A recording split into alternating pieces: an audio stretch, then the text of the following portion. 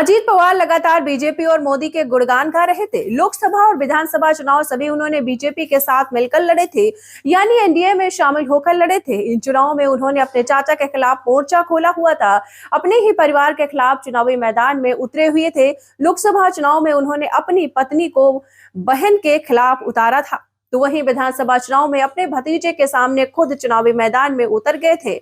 अपने चाचा की पार्टी तक तोड़ी थी उन्होंने, और फिर अब क्या वजह है जो चाचा से नजदीकियां बढ़ा रहे हैं? कार्यक्रम में मंच साझा कर रहे हैं और यहां तक कि तो सब ठीक था, लेकिन आपको बताते चले लगातार हैरानी तब हुई जब चाचा भतीजे की बंद कमरे में मुलाकात हुई। अब सवाल ये उठ रहा है कि आखिर बंद कमरे में मुलाकात क्यों हुई? क्या जरूरत पड़ी बंद कमरे में मुलाकात करने की, और इस मुलाकात में बात क्या हुई? क्योंकि अगर मुलाकात हुई तो बात भी हुई होगी और हो सकता है कि बात फाइनल भी हो गई हो। तो क्या इस बंद कमरे की मुलाकात में केंद्र सरकार के खिलाफ कोई प्लान बना लिया गया है? क्यों इस मुलाकात ने बीजेपी की चिंता बढ़ा दी है? आज के इस स्पेशल रिपोर्ट में हम इसी गुत्थी को सुलझाने की कोशिश करेंगे। नमस्कार, मेरा नाम है रिंकी बाजपेयी और आप देख रहे हैं फैसी न्यूज। महाराष्ट्र विधानसभा चुनाव हुए अभी 2 ही महीने हुए हैं, लेकिन एनडीए में बगावत की खबरें तेज हो गई हैं। एनडीए में कभी भी टूट हो सकती है, और खास बात यह है कि यहाँ हम महाराष्ट्र की एनडीए सरकार की नहीं बल्कि केंद्र की एनडीए सरकार की बात कर रहे हैं। जी हाँ, अजीत और उनके साथ शरद पवार के मिलने की खबर ने बीजेपी खेमे में खलबली पैदा कर दी है। इस मुलाकात ने कयासों को गरमा दिया है, कुछ तो बड़ा होने वाला है। जानकारों का यह भी कहना है कि विपक्ष ये बात जानता है कि केंद्र सरकार गिरेगी तो महाराष्ट्र सरकार तो अपने आप गिर जाएगी, इसलिए विपक्ष अपना पूरा ध्यान केंद्र सरकार पर लगा रहा है। और ऐसे में सवाल ये उठ रहे हैं कि क्या ये हो सकता है? क्या ये इतना आसान है? हो सकता है कि आप लोगों को लग रहा हो कि ये संभव ही नहीं है, लेकिन हम आपको बताते हैं कि कैसे संभव है। लेकिन उससे पहले उस खबर को जान लेते हैं जिससे सियासत को गरमा दिया है। दरअसल 23 जनवरी को एक बार फिर चाचा भतीजा साथ नजर आए। अजीत और शरद पवार की एक बंद कमरे में लंबी बातचीत हुई। लगभग आधा घंटे तक दोनों एक साथ मौजूद रहे और बातचीत चल रही थी। इस घटना के बाद से सियासी महकमे में हलचल हो गई कि पवार परिवार वापस से साथ आने वाला है। इसका एक वीडियो भी सामने आया, जिस वीडियो में देखा जा सकता है कि अजीत पवार की बड़ी जल्दबाजी में एक कमरे में एंटर हो रहे हैं और उस कमरे के बाहर प्रेसिडेंट लिखा हुआ है। साफ तौर पर यह माना जा रहा है कि कमरा एनसीपी अध्यक्ष शरद पवार का था और इस दौरान अजीत पवार हड़बड़ी में नजर आ रहे थे। बाद में उन्हें इशारे से बताया गया कि वो एक कमरे में प्रवेश कर गए हैं। वीडियो देख लीजिए। अजीत पवार का यह भी बयान आ गया और उन्होंने कहा कि भगवान विठल से प्रार्थना की है कि उनके बेटे और उनके चाचा शरद पवार फिर से एक हो जाएं, ऐसा लगातार आशा ताई ने कहा। उन्होंने कहा कि मैंने पवार परिवार के एकजुट होने की प्रार्थना की है, यानी परिवार के अंदर से इस तरीके की बातें आने लगी हैं, या कहें कि संकेत दिए जाने लगे हैं। पवार फैमिली एक होने वाली है। अजित पवार की नाराजगी फडणवीस और बीजेपी आलाकमान से लगातार बढ़ती जा रही है, क्योंकि फडणवीस अजित की बात नहीं सुन रहे हैं, यानी सरकार में उनकी नहीं चल रही है। इसलिए अजित बीजेपी से दूरी और अपने चाचा से नजदीकियां बढ़ा रहे हैं, और अब तो बंद कमरे में मुलाकात भी हो गई है। इस मुलाकात ने बीजेपी खेमे में कितनी हलचल मचाई है, इसका अंदाजा बीजेपी के प्रदेश अध्यक्ष बावनकुले के बयान से लगाया जा सकता है।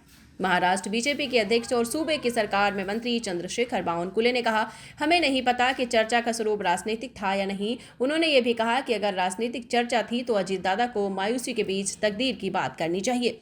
बीजेपी के प्रदेश अध्यक्ष आपको बताते चले ने यह भी जोड़ा कि अगर ये व्यक्तिगत मुलाकात थी तो विशुद्ध रूप से पारिवारिक मामला है।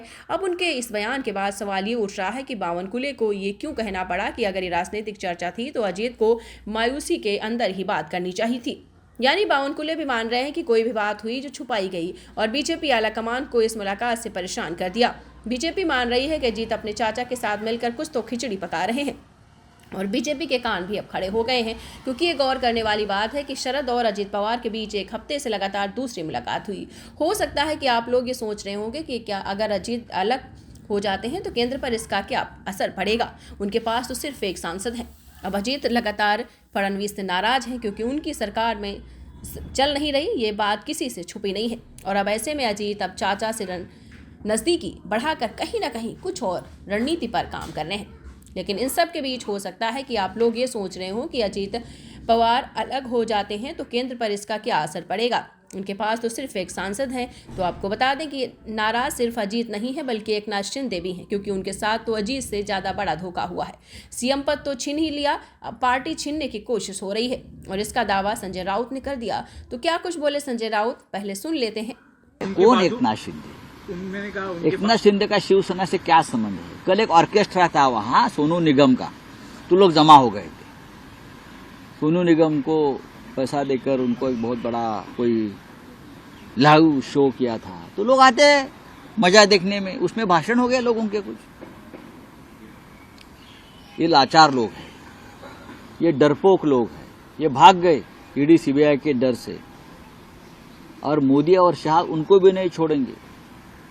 जल्दी ही महाराष्ट्र को तीसरा डिप्यूटी सीएम मिलने वाला है, आप देखिए, और उनमें से कोई होगा, मैं किसी का नाम नहीं लूंगा। एकनाथ शिंदे जी की पार्टी का। हाँ, आप देखो क्या होता है वो। उन्होंने ये भी कहा है कि उद्धव ठाकरे के बाजू में दम नहीं है, इंडिपेंडेंट। अरे हमारी बाजू में दम नहीं है, आप अपनी चड्डी संभालो।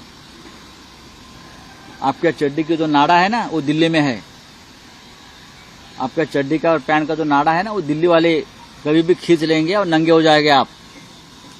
ये हमारी फितरत नहीं है, हम अपने ताकत पर अपने पैरों पे मजबूती से खड़े हैं।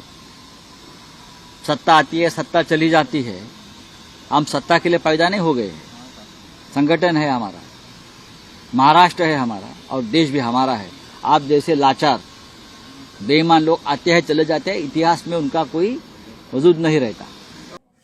तो राउत ने अपने बयान से महाराष्ट्र की सियासत में हलचल पैदा कर दी और शिंदे की बेचैनी बढ़ा दी, क्योंकि ये माना जा रहा है कि शिवसेना शिंदे गुट में अब शिंदे के खिलाफ उनके समर्थकों का गुस्सा बढ़ता जा रहा है, क्योंकि बीजेपी कहीं ना कहीं शिंदे की सभी बातों को नजरअंदाज करके मैसेज देने की कोशिश कर रही है कि शिंदे में अब वो ताकत नहीं है जो नेतृत्व कर सके। इसलिए बीजेपी एक दूसरा विकल्प तैयार कर रही है, यानी एक तरह से देखा जाए तो बीजेपी शिंदे के साथ वही कर रही है जो उसने उद्धव के साथ किया। अब शिंदे गुट के अंदर एक दूसरे शिंदे को खड़ा कर रही है बीजेपी, और ये बात शिंदे भी समझ रहे हैं। तो आपको बताते चले, लगातार फिलहाल अभी योगी के खिलाफ अपने तेवर तल किए हुए हैं, और ये बात कहीं ना कहीं है कि केंद्र के साथ भी उनकी खटपट चल रही है। अब 165 सीटें थी एनडीए के पास, और इस बार भी ऐसी स्थितियां बन सकती हैं, क्योंकि शरद पवार को राजनीति का चाणक्य कहा जाता है। तो इसलिए कहा जा रहा है कि अभी पूरे विपक्ष का जो फोकस है वो केंद्र सरकार पर है, और केंद्र सरकार के बाद वो राज्य सरकारों पर आएगा। पढ़ते रहिए fight against criminal daily newspaper.